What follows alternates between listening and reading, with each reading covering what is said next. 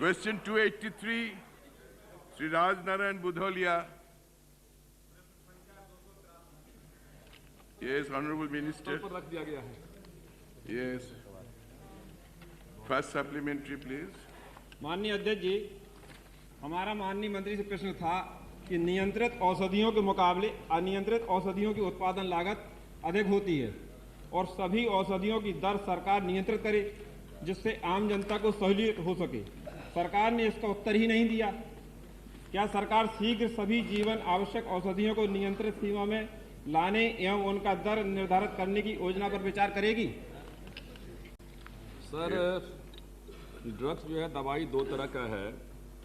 एक दवाई जो सरकार नियंत्रण में करती है और उसकी टोटल संख्या 374 है। तो जो दवाई सरकार नियंत्रण में रखती है उसी दवाई का कीमत तय करती है, उसके बनाने से लेकर के, फॉर्मुलेशन से लेकर के और कितने में बेचा जा रहा है उसका वो तय करती है। बाकी जो दवाई हैं वो सारे के सारे डी कंट्रोल हैं।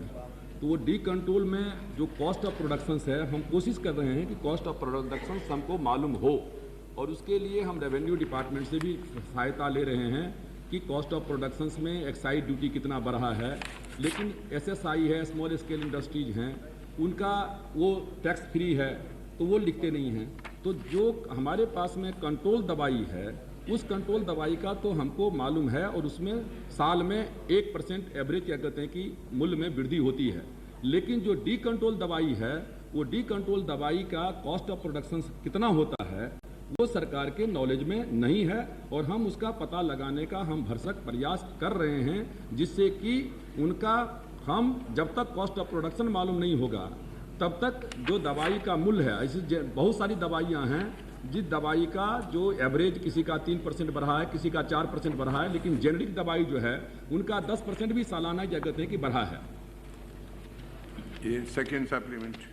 माननीय अध्यक्ष जी, हमारे पहले प्रश्न का भी जवाब मंत्री जी ने स्पष्ट तौर पर नहीं दिया। हमारा दूसरा प्रश्न है, क्या सरकार को जानकारी है कि यूरोप, अमेरिका की दवाएं जो इन देशों ने बंद कर दी हैं उनका बाजार में बहुराष्ट्रीय कंपनियों ने उस जगह बना ली, उसकी जगह पर इन दवाओं का मानव स्वास्थ्य पर अत्यधिक कुप्रभाव पड़ता है। सरकार इन दवाइयों के बाजार पर बिक्री पर प्रतिबंध लगाने हो तो क्या कार्रवाई कर रही है? सर, ये क्वेश्चन हेल्थ डिपार्टमेंट से है, चूँकि हमारा काम प्राइसिंग का है। दवाई कौन जो है क्या है, नकली है या असली है, क्वालिटी का मामला हेल्थ डिपार्टमेंट का है। Thank you. श्री रघुराज सिंह सक्या। माननीय अध्यक्ष महोदय, आपके माध्यम से मंत्री जी से जानना चाहता हूं, जो सरकार के द्वारा WTO के बौद्धिक संपदा अधिकार ट्रिप्स समझौते के तहत देश में उत्पादन पेटेंट व्यवस्था सन 2005 से लागू होने की संभावना है। ऐसी स्थिति में जो दवाइयों के मूल्य में अप्रत्याशित वृद्धि होगी, मैं ये जानना चाहता हूं, इस वृद्धि से क्या सरकार अंतिम दवाओं के मूल्यों में संभावित बढ़ोतरी को रोकने के लिए दवा मूल्य नियंत्रक आदेशों में कोई संशोधन करने पर कोई विचार कर रही है? सर, ये तो गवर्नमेंट का उसमें गवर्नमेंट की पॉलिसी है, लेकिन मैं माननीय सदस्य को इतना बतलाना चाहता हूँ कि जो पेटेंट लॉ है वो पेटेंट 1995 के पहले बनी दवाई पर लागू नहीं होगा। तो यदि वो लागू नहीं होता है तो 90% जो 90% हैं दवाइयाँ वो पेटेंट से बाहर रहेंगी, उस पर उसका प्रभाव नहीं पड़ेगा। जो 10% है उसके ऊपर में उसका प्रभाव क्या कहते हैं कि पड़ सकता है। जहाँ तक उसके असर को रोकने का सवाल है, उसके लिए हमारा मंत्रालय और हमने कई कदम उठाए हैं। एक तो है कि जो नया नया इम्प्रूवमेंट कर करके और पेटेंट लागू कर लेते हैं, एवर ग्रीनिंग जिनको कहा जाता है, वो हम उसके ऊपर में देख रहे हैं कि ऐसा नहीं होना चाहिए। दूसरा जो है, अभी पेटेंट की अवधि जो है 10-20 साल के लिए 20 साल के लिए है और उस अवधि से आगे नहीं बढ़ाया जाए पेटेंट को, इसके लिए हम कोशिश कर रहे हैं। तीसरा जो है प्री ग्रांट अपोजिशन का मामला है।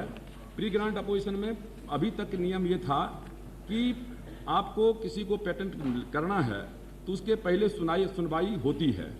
इसको कोशिश किया जा रहा था कि इसको ख़त्म कर दिया जाए, लेकिन हमारे डिपार्टमेंट ने स्ट्रांग व्यू लिया है कि प्री अपोजिशन क्या कहते हैं कि जो रहना चाहिए और प्री भी नहीं रहना चाहिए, पास्ट भी रहना चाहिए। उसके बाद भी लोगों को ये अधिकार होना चाहिए। और इसके अलावे जो है एक हमारा ये भी है कि जब तक पेटेंट जो है वो तैयार नहीं हो जाता है, कहीं आप एक इंडस्ट्री किसी को पेटेंट दे देते हैं और जो ही पेटेंट आपने दिया दूसरा का प्रोडक्शन आपने बंद कर दिया, नतीजा है कि मार्केट में स्कार्सिटी हो जाती है। तो हमारी ये भी राय है सर, सुझाव है हमारा डिपार्टमेंट का कि जब तक प्रोडक्शन वहाँ शुरू नहीं हो जाए तब तक जो ये प्रोडक्शन हो रहा है उसको बंद नहीं किया जाए। इस तरह के कई एक चीज़ हैं जो सरकार के हमारे मंत्रालय में, चूँकि गवर्नमेंट की पॉलिसी है, उस पॉलिसी के रहते हुए हम कैसे हम उसको अधिक से अधिक क्या कहते हैं कि उसके दुष्प्रभाव से रोक सकते हैं, उसके ऊपर में हम विचार हमने किया है। श्री गणेश सिंह।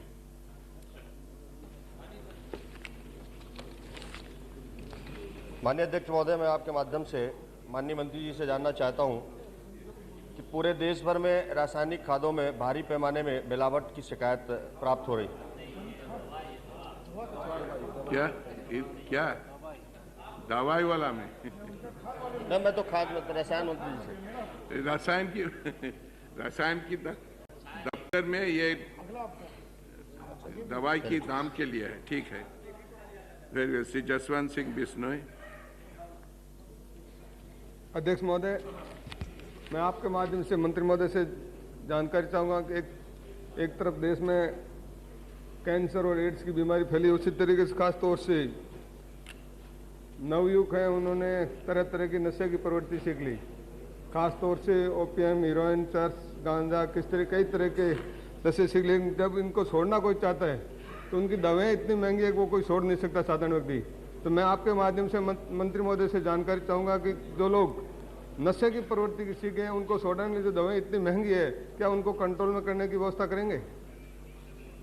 सर, हम हर संभव कंट्रोल में करने का प्रयास कर रहे हैं, लेकिन जैसा कि मैंने बतलाया कि कंट्रोल में करने का जो अभी DPCO है, जो ड्रग प्राइस कंट्रोल ऑर्डर है 1995, उसके तहत दो तीन चीज़ें हैं। एक तो पहला है कि 4 करोड़ से उसका टर्नओवर जो है ज़्यादा होना चाहिए, और दूसरा है कि 90% उसका मोनोपोली होना चाहिए मार्केट के ऊपर में। उसी दवाई को कंट्रोल में किया जा सकता है। जब हमने मंत्रालय संभाला तो हमने कहा कि जो लाइफ सेविंग ड्रग्स हैं, जिसमें कैंसर भी है, एड्स भी है, ऐसे दवाई को कंट्रोल में हम करना चाहते हैं। लेकिन दुर्भाग्य से लाइफ सेविंग ड्रग्स कौन हैं, इसका हेल्थ मिनिस्ट्री के पास में अभी तक कोई सूची नहीं है। और ये सिर्फ भारत में ही नहीं बल्कि पूरे संसार में लाइफ सेविंग ड्रग्स का सूची नहीं है, इसलिए कि डॉक्टर के मुताबिक लाइफ सेविंग हर ड्रग्स जो है लाइफ सेविंग्स है। यदि सर्दी का ठीक से इलाज नहीं किया जाए तो उसमें भी लोग मर जाता है, मलेरिया में भी मर जाता है, तो उसके लिए लाइफ सेविंग ड्रग्स की कोई परिभाषा नहीं है। एसेंशियल ड्रग्स की परिभाषा जरूर है, और उस एसेंशियल ड्रग्स में 374 हैं। उसके लिए हमने संधू कमेटी, जो ज्वाइंट सेक्रेटरी हमारे हैं, उनकी अध्यक्षता में एक कमेटी हमने बनाई, और उस कमेटी का इंटरिम रिपोर्ट मेरे पास में आ गया है, जिसमें हेल्थ डिपार्टमेंट के, ड्रग कंट्रोलर्स और रेवेन्यू के सारे पदाधिकारी उसमें हैं। और उसमें उन्होंने 2 कैटेगरी बनाया है। उन्होंने कहा कि जो एसेंशियल ड्रग्स हैं 374, उसमें से सर 2 कैटेगरी बना दिया जाए। एक कैटेगरी को हम कंट्रोल करें और दूसरे को जो है इंसेंटिव मॉनिटरिंग करें। लेकिन जहां तक एड का सवाल है और कैंसर का सवाल है, उसके लिए हमने एम्स से हमने उनको रिपोर्ट मांगा कि आप हमको बताइए कि इसके लिए कौन कौन सी दवाइयां हैं जिनको हम अंडर कंट्रोल कर सकते हैं। उसमें से उन्होंने कुछ दवाई का नाम दिया है, लेकिन सरकार की मंशा है कि जो जानलेवा बीमारी है, ड्रग्स जैसे, एड्स जैसे, इनका दाम बहुत नहीं बढ़े, इसको हम कंट्रोल में रखें। और उसके लिए क्या उपाय किया जा सकता है उस पर हम विचार कर रहे हैं। लेकिन हम ये भी नहीं चाहते हैं कि जो ही हम कंट्रोल का मामला उठावें तो ये बड़े बड़े जो लोग हैं कोर्ट में चले जाएं और कोर्ट से ऑर्डर लेकर के और उसको रोक दें। तो उस संभावना को भी हम देखने की कोशिश कर रहे हैं। Shri Lal Singh. Thank you sir. Sir, मैं आपकी राय से मंत्री साहब से जानना चाहता हूं कि ये जो ड्रग्स हैं सर, एक फार्मूला और साल्ट है, इसमें दोनों में साल्ट और फार्मूला एक है, और 2 मेडिसिन हैं, 2 कंपनी हैं सर, और एक कंपनी का सर रेट डिफरेंट है और दूसरी का डिफरेंट है। और एक कंपनी जो एडवर्टाइजमेंट और मीडिया में ज़्यादा छाई रहती है वो रेट ज़्यादा लगा रही है, और जिसकी दूसरी भी जो साल्ट और फार्मूला सेम है जिसके पास, उसका कम है। इसको बराबर करने के लिए मंत्री साहब क्या करना चाहेंगे? सर, दवाई 3 तरह की होती है। एक दवाई होती है ब्रांडेड होता है, और दूसरा जो है ब्रांडेड जेनेरिक होता है, और तीसरा जेनेरिक होता है। अब जो ब्रांडेड दवाई जो होती है वो तो मान लेते हैं कि उसका एक कैटेगरी उसका अपना है, और जो अपने माध्यम से डायरेक्ट बेचती है तो उसमें उनका मुनाफा कम होता है। जो ब्रांडेड जेनेरिक है और जो जेनेरिक वर्सेस जेनेरिक है, ये हायर ट्रेडर के माध्यम से ये बेचते हैं, तो इसमें इनके पास में बहुत ज़्यादा मुनाफा है, 2000-3000% तक मुनाफा है। जो दवाई का हमारे पास में लिस्ट है सर, कि जिस दवाई का कीमत यदि मान लेते हैं कि 20 पैसा उसका प्रोडक्शन है या 25 पैसा उसका कॉस्ट ऑफ प्रोडक्शन होगा, वो मार्केट में जो है 30 रुपया 40 रुपया में वो दवाई क्या कहते हैं कि बेची जा रही है। तो ऐसे मेरे पास में सूची है, और इसके लिए मैंने बहुत ही इसमें, जैसे सेट्राजीन है, अब सेट्राजीन का दाम ट्रेडर को दिया जाता है 1 रुपया 60 पैसा में। यदि ये एक दवाई है कैडिटा, उसका कैडिला 1 रुपया 20 पैसा में है, तो मार्केट में वो 34 रुपया 80 पैसा में बिक रहा है। सेट्राजीन का है 1 रुपया 60 पैसा, तो 23 रुपया 60 पैसा में MRP उसमें लगा हुआ है। उसी तरीके से एक मिनट पहले सुन तो लीजिए ना। मैं किसी चीज को मैं चूंकि बार इस सवाल को उठाया था, मैं भी इसको गंभीरता से ले रहा हूं, और इसलिए मैं सदन को बतलाना भी चाहता हूं। जैसे निमोस्लाइड है, ये पेन किलर है। अब निमोस्लाइड का मान लेते हैं कि इसमें से रेनबैक्सी का एक दवाई है, उसका जो है 1 रुपया 50 पैसा है।